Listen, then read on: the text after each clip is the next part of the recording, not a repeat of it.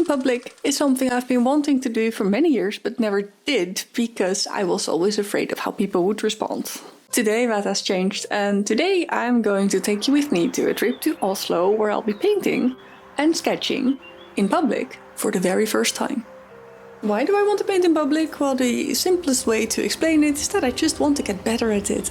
I want to be able to paint beautiful landscapes and architecture, and I want to get over myself and my insecurities.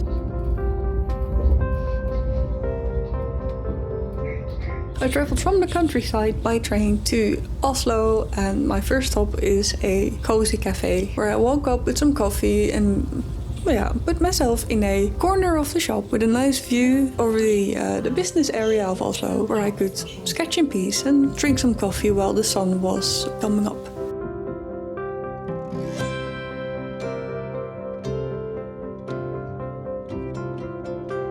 So at that point it was between 8 and 9 in the morning. It was a very calm summer morning in Oslo, and it was super nice to just wake up with the city and sit there, drink a coffee and sketch a little bit. It was the best place to warm up for the location that came next.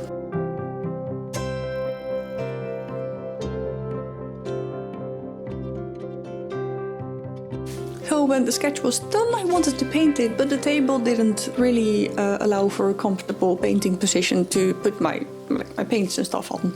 So I decided to do that at a different spot in Oslo today, which we will also get to later. But first it is time to walk over to the second spot in this video, and that is the opera.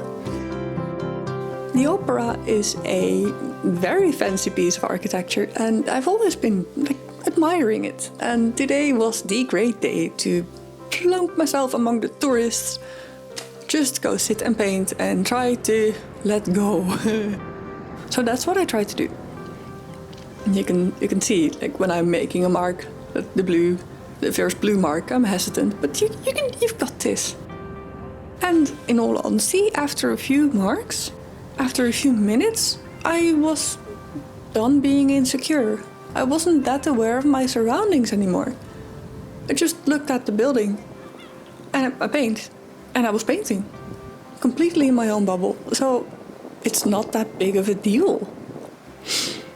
Yes, it's scary. Yes, there's people there and they make sounds, but it's fine.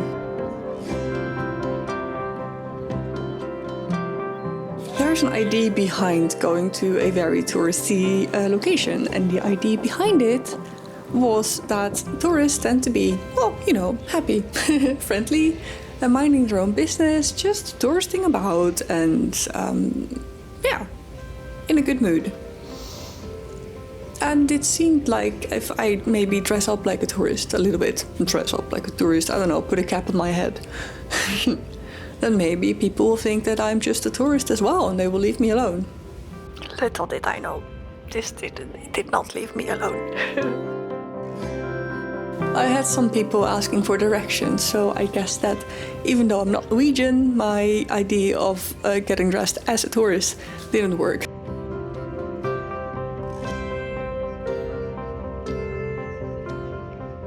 The first thing I want to share that I learned is that people stare, especially in a touristy area. Because when you put yourself out there in public with your paints, with your supplies, you're basically turning yourself into an art installation that people will look at. People are fascinated by art and artists and people making art, so yes, they will stare.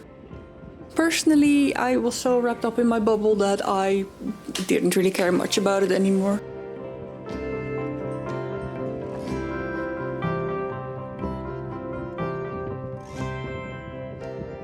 So I was happily painting in my little bubble, and then there was a man who asked me to move my hand aside so he could take a picture of my work. And I was like, what? This is the second thing that I want to tell you that people do. They take pictures without asking. I did not expect this. I did not see this coming. So what I wanted to do was have a picture of the painting and the building in the same shot. That's apparently several people had that idea and did that. I first of all did not expect people to ask to take a picture of what I was doing, and second of all, I did not expect them to just do that.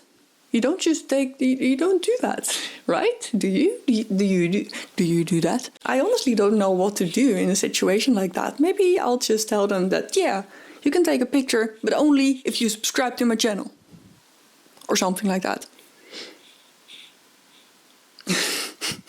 I know, I really don't know what to do about this. How would you respond to this? I'm very curious to know, because next time I might use your advice when this happens.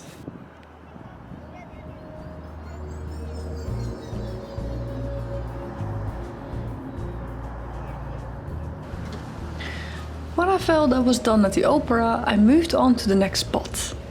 I really wanted to paint my morning sketch, so I set out to find a large table that was perfect for painting while filming the process.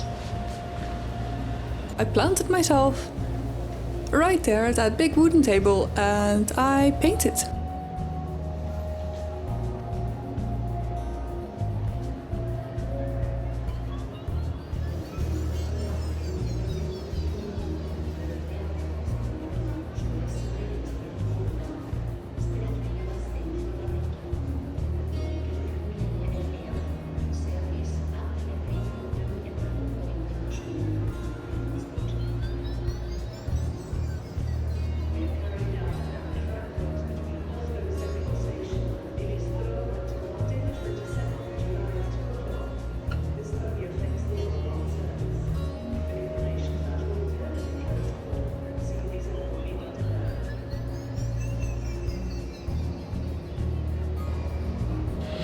The table I found was at a cafe at the central station.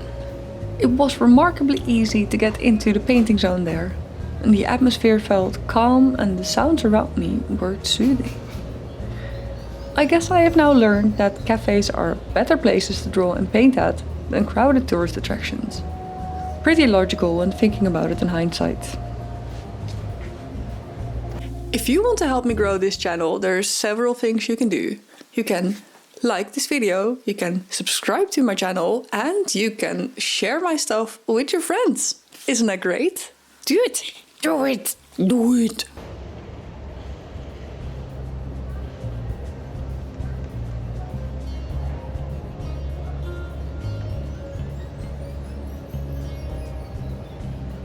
I did see some people smiling and some curious people going, oh, what are you doing? What is that? But they didn't interrupt me.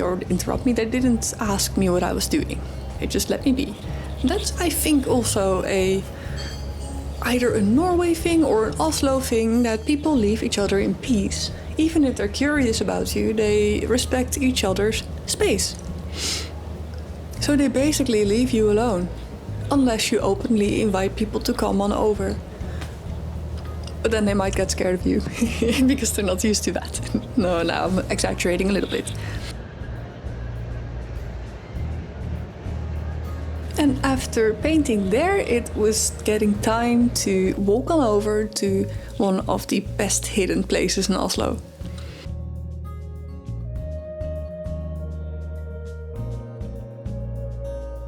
Would you believe me if I told you that this neighborhood held the most beautiful spot in the city?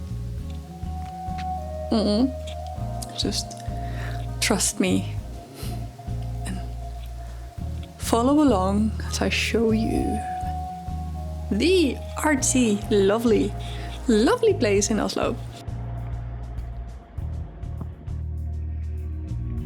While walking over there, I would like to tell you the third thing that I learned from this painting in public experience, and that is that art connects. Art is emotional for most people, and it can be very touching for people to watch you paint like that in the middle of the streets. And they might want to come over and chat and share their own feelings and experiences, and they might want to give you a little compliment. I think that, well, it's important to them to be nice. You're showing yourself a little bit more vulnerable by sitting there, and people appreciate that, and they act more vulnerable too. They open up to you, and that's just such a lovely experience.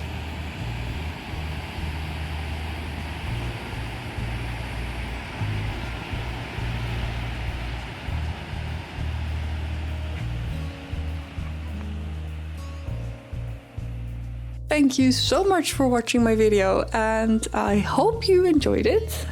And well, I'll see you next time.